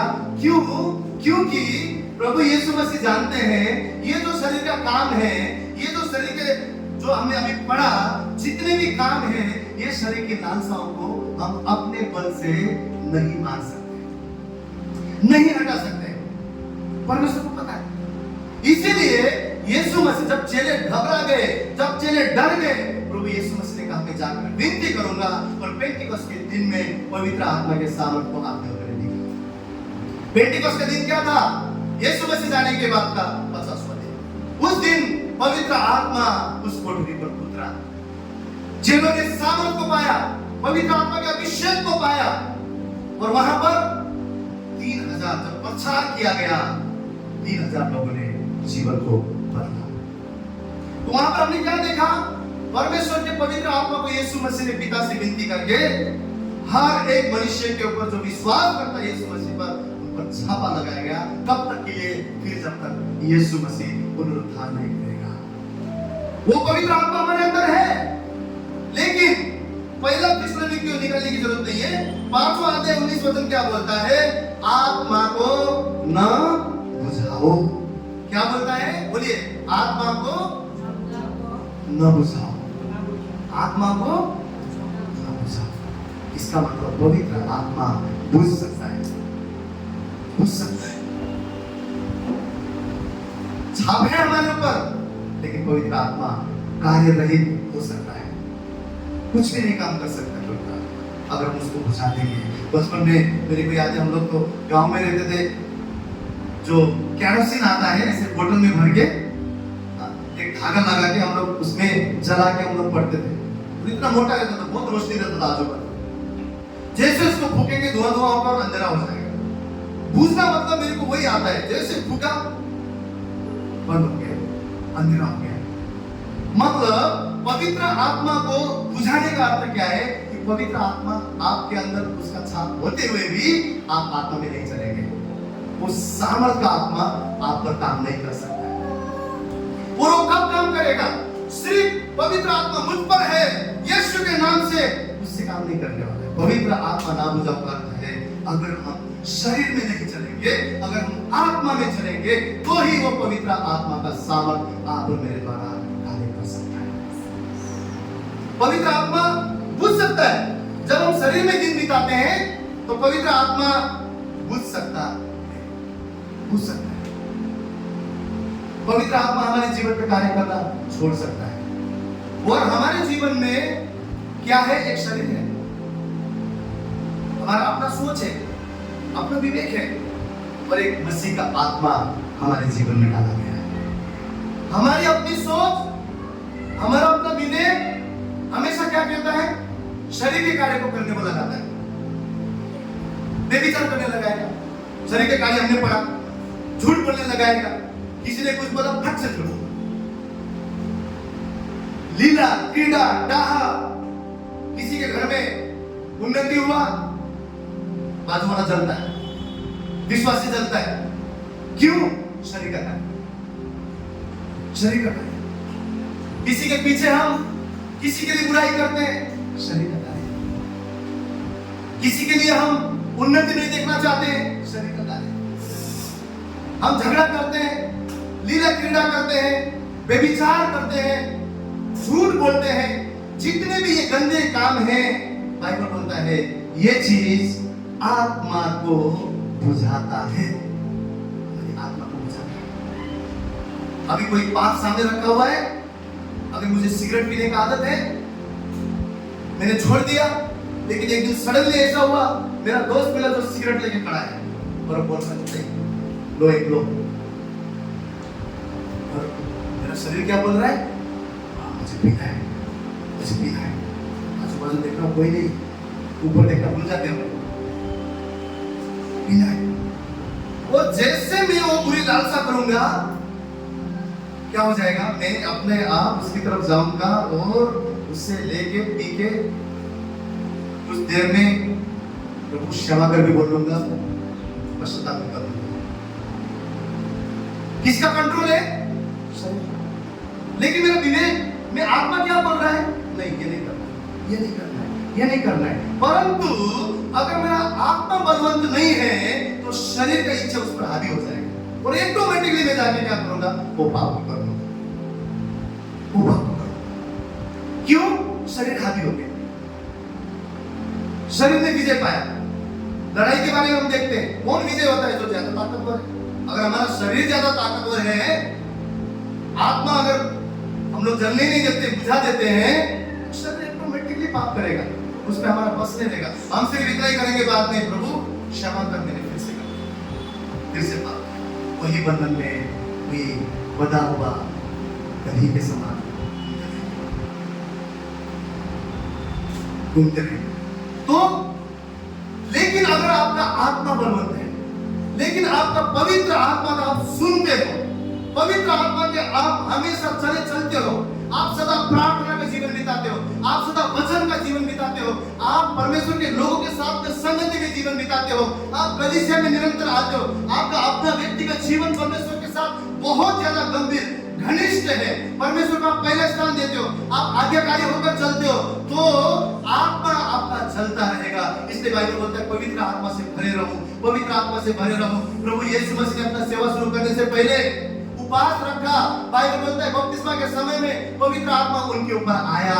जब उन्होंने उपवास किया उसके बाद में चैलेंज आया, जब पवित्र आत्मा से भर गए उसके बाद में चैलेंज आया, शैतान उनको लेकर गया, अलग अलग परीक्षाएं उनके जीवन में लाया।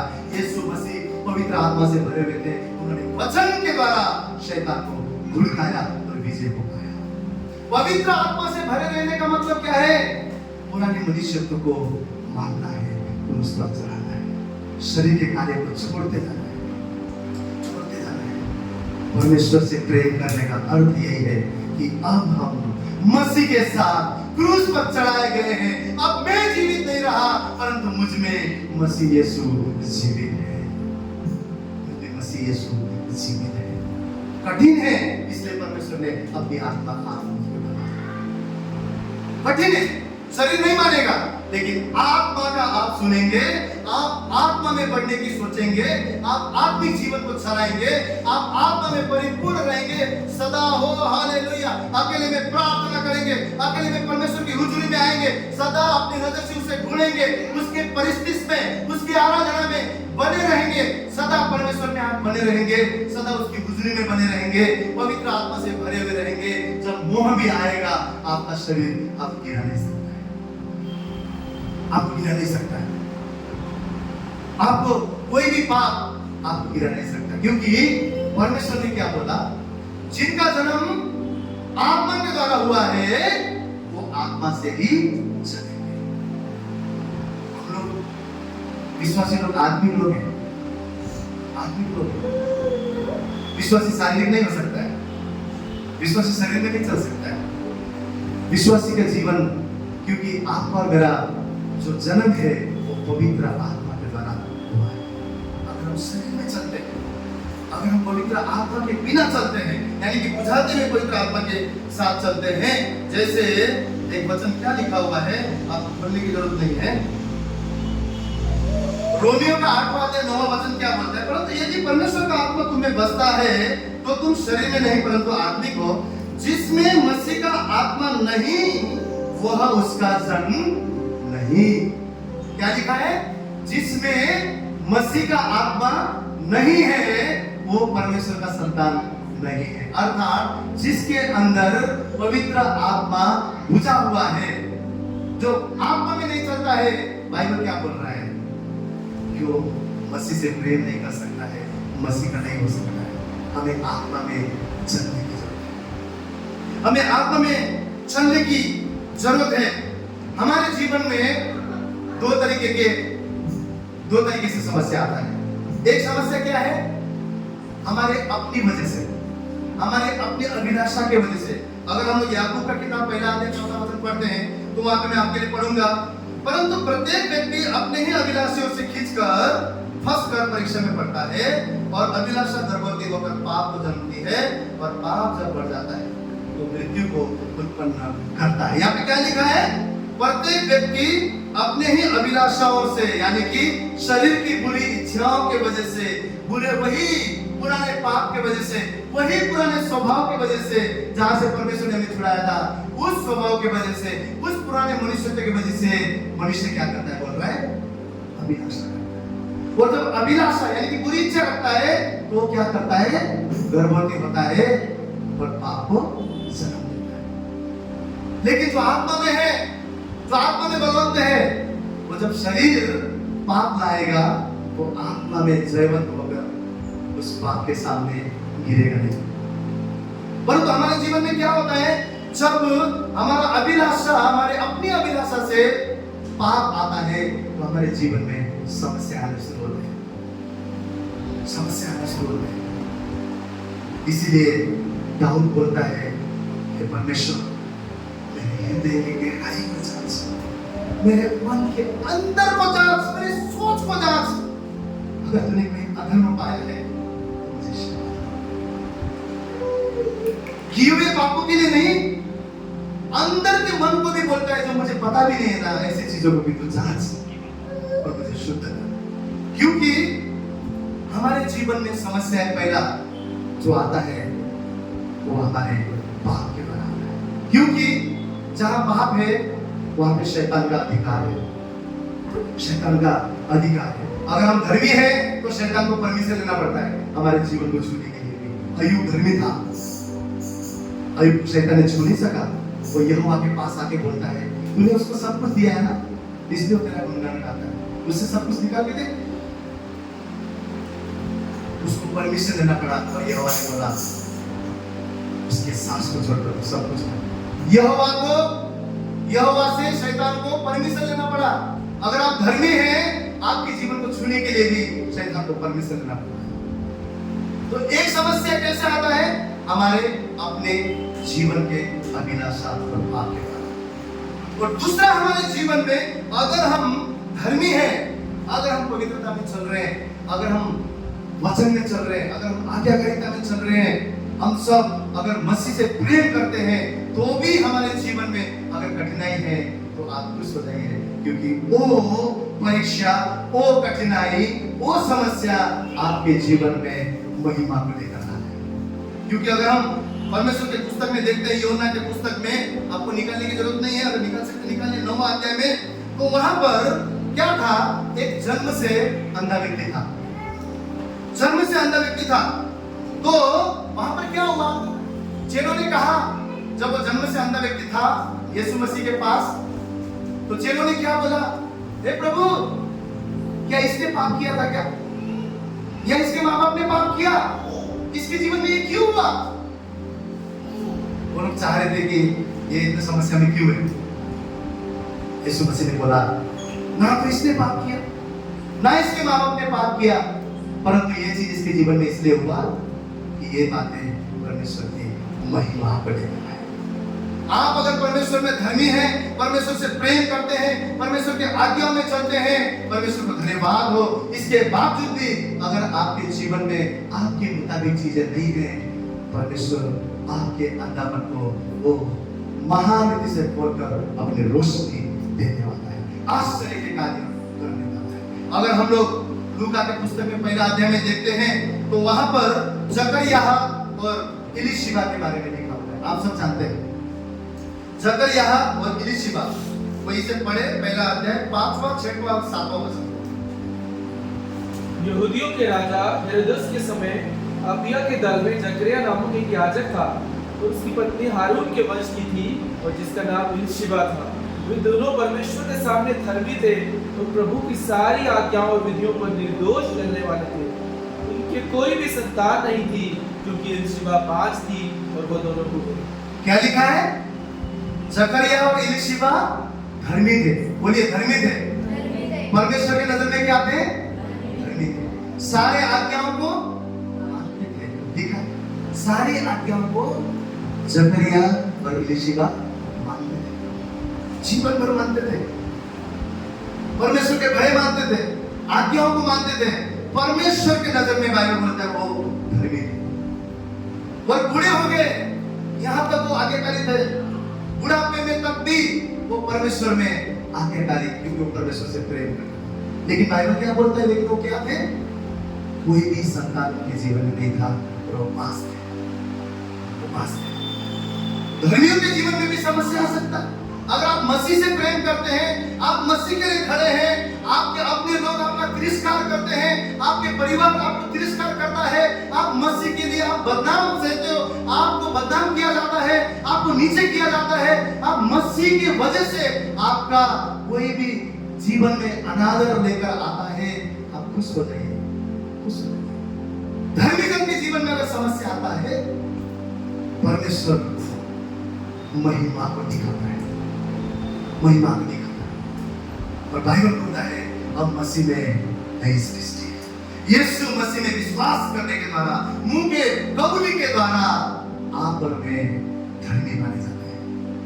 हम अगर नया चाल चलते हैं, अगर हम मसीह में नया जीवन आत्मा में चलते हैं, आत्मा का फल क्या क्या है, प्रेम, आनंद, शांति, धीरज, कृपा, भलाई, विश्वास और नम्रता, संयम।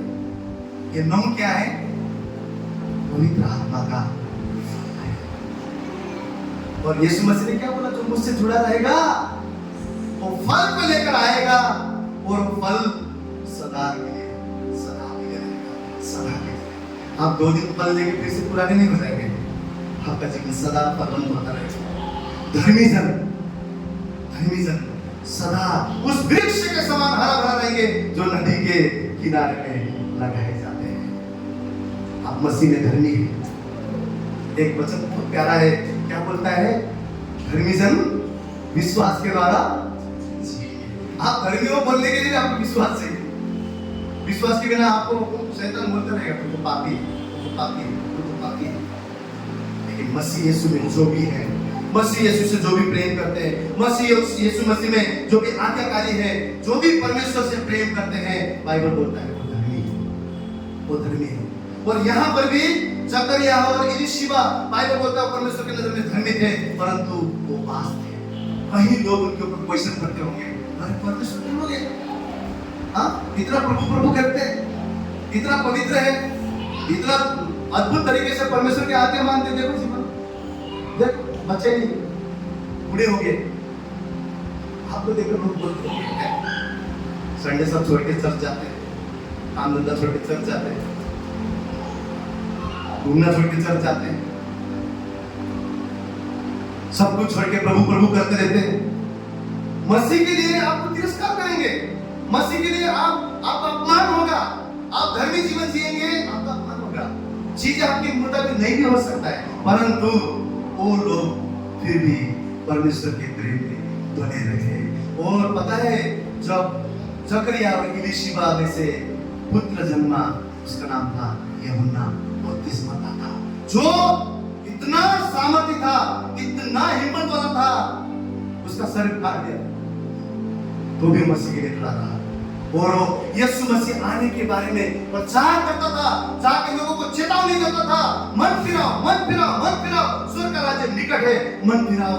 इतना हिम्मत से बना हुआ, इतने सामर्थ्य से बना हुआ, इतना जंगल में रहकर ट्रेनिंग पाया हुआ ऐसा इंसान, ऐसा पवित्र आत्मा के सामर्थ्य के द्वारा, ऐसा सामर्थ्य वो परमेश्वर के अनुग्रह से जब वो इस धरती पर आया, परमेश्वर के लिए वो उपयोग हुआ। और पता है यीशु मसीह का बपतिस्मा भी उसके हाथ से।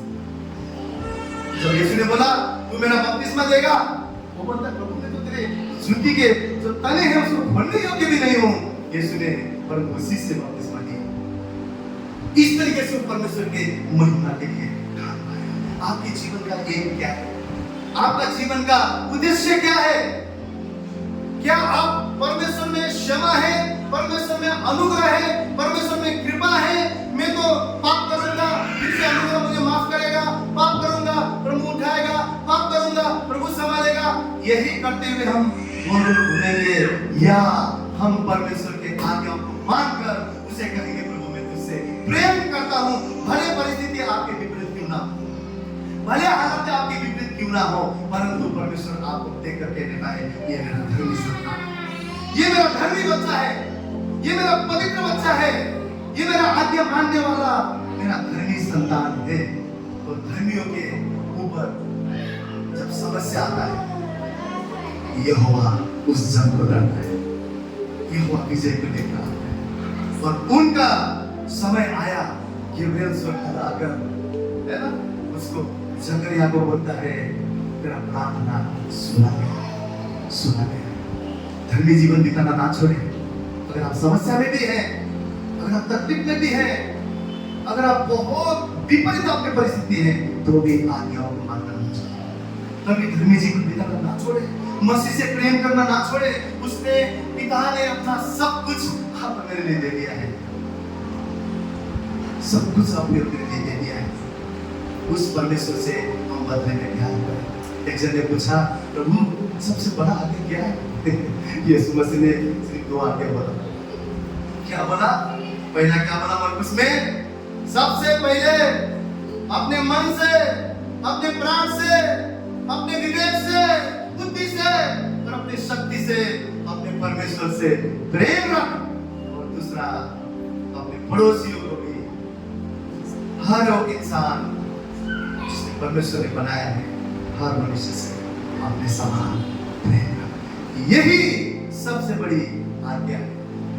हम परमेश्वर से जब तक प्रेम नहीं करते तब तक हम पड़ोसी को प्रेम नहीं कर सकते। झूठे हम जब तक आज्ञा नहीं मानते तब तक हम परमेश्वर की प्रेमी नहीं है। हम कितना भी गीत गाए, मैं अपने लिए भी बोल रहा हूँ, कितना भी आराधना करे, कितना भी वंदना करे, कितना भी उसके लिए बजाए, जब तक हम आज्ञाकारी नहीं है तब तक हम परमेश्वर से प्रेम नहीं करते।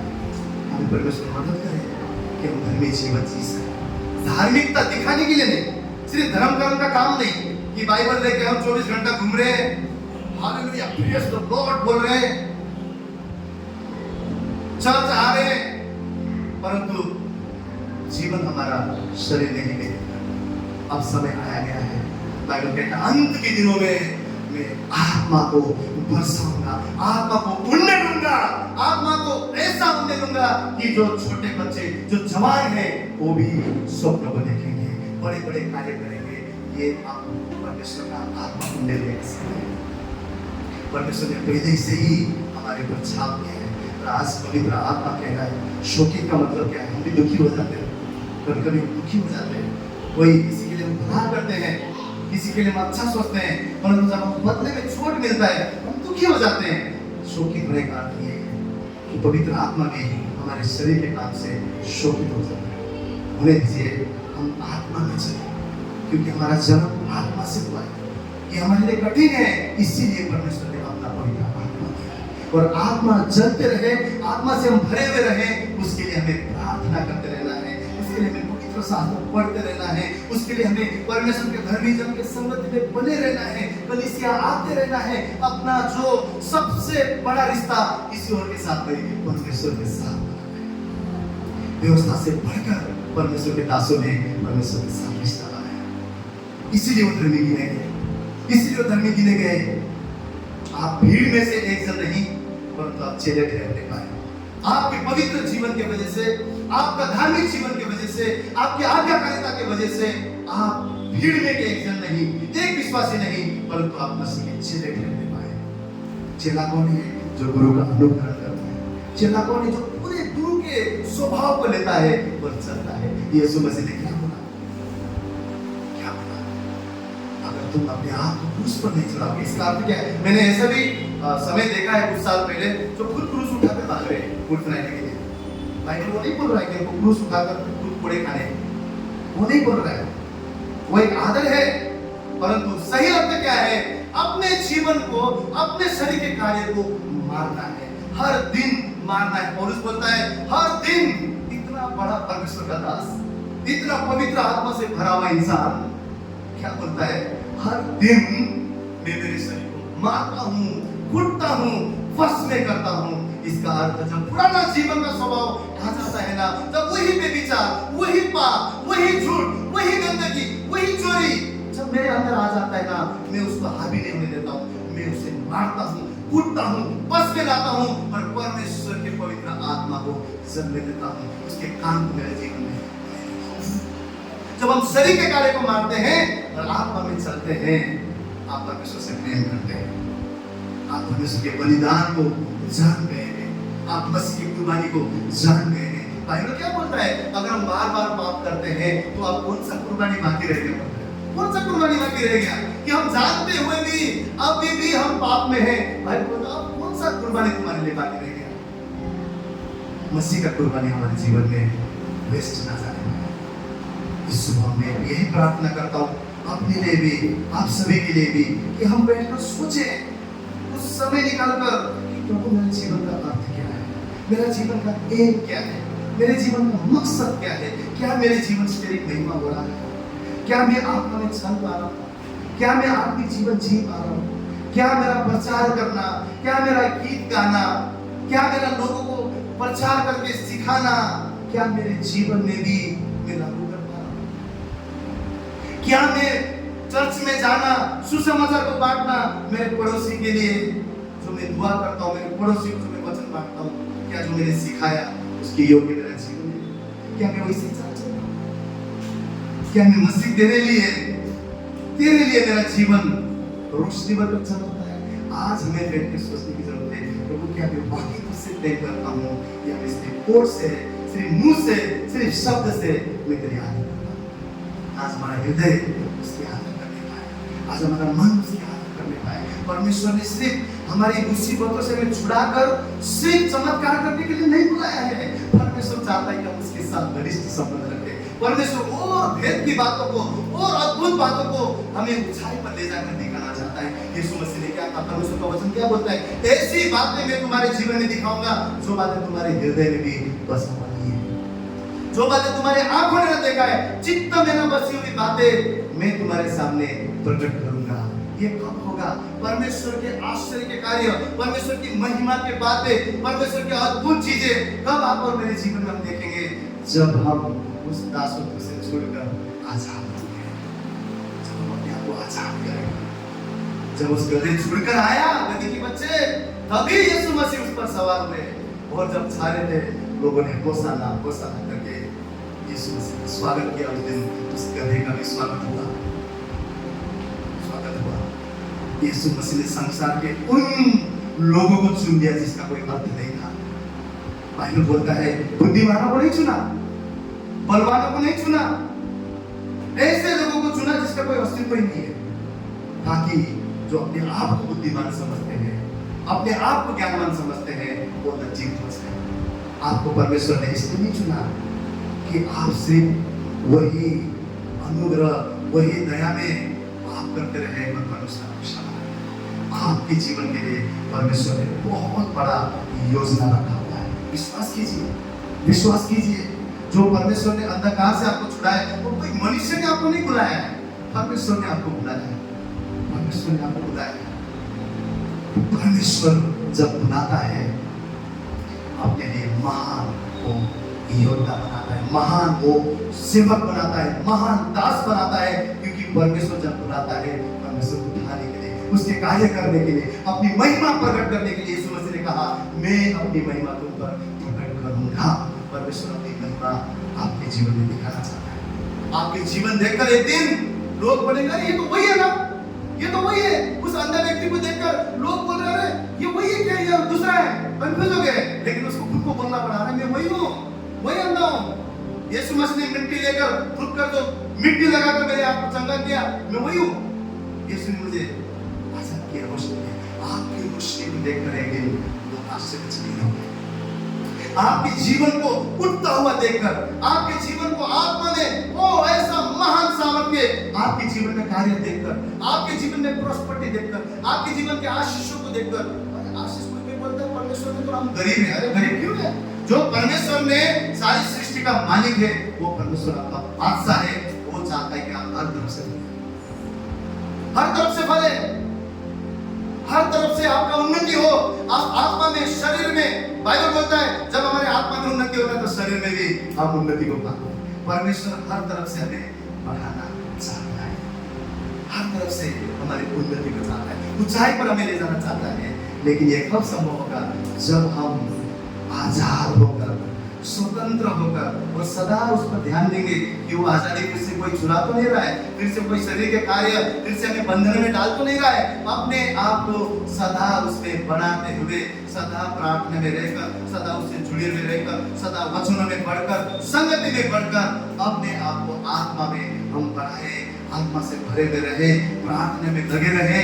हम अगर आत्मा में बढ़ेंगे, जो आत्मा में बढ़ेगा, जिसका आत्मा में जन्म हुआ है, वही कह सकता है कि मैं परमेश्वर की आज्ञा को मानता हूँ और परमेश्वर से प्रेम करता हूँ। आइए हमारा प्रेम बोलने का अर्थ वाकई सच होने का है कि हम मसीह के आज्ञा को मानकर हम चलने पाए। अंत में एक वचन को हम सब बोलेंगे और हम हो सके वैसे याद करने की कोशिश भी करेंगे, जो गलतियों 2 अध्याय उसका 20वां वचन हर विश्वासी के लिए ये जरूरी है, जो हम सब जानते हैं। आइए हम सब निकालेंगे गलतियों 2 उसका 20वां वचन हम सब बोलेंगे। मैं मसीह के साथ क्रूस पर चढ़ाया गया हूँ, अब मैं जीवित न रहा पर मसीह मुझ में जीवित है, और मैं शरीर में अब जो जीवित हूँ तो केवल उस विश्वास से जीवित हूँ जो परमेश्वर के पुत्र पर है, जिसने मुझसे प्रेम किया और मेरे लिए अपने आप को दे दिया। हालेलुया। हमें परमेश्वर मदद करे, पवित्र आत्मा सहायता करे कि हम सदा शरीर के कार्य को ना करते हुए आत्मा के कार्य को हमारे जीवन में बढ़ाए। प्रेम, आनंद, शांति, धीरज, कृपा, भलाई, संयम, ये सारे परमेश्वर के जो फल है हमारे जीवन में सदा सदा सदा बने रहे, ताकि ये केवल गीत नहीं, केवल बोलना नहीं, लेकिन परमेश्वर की आज्ञा मानने से ये पवित्र आत्मा के फल आप मेरे जीवन में दिखने पाए।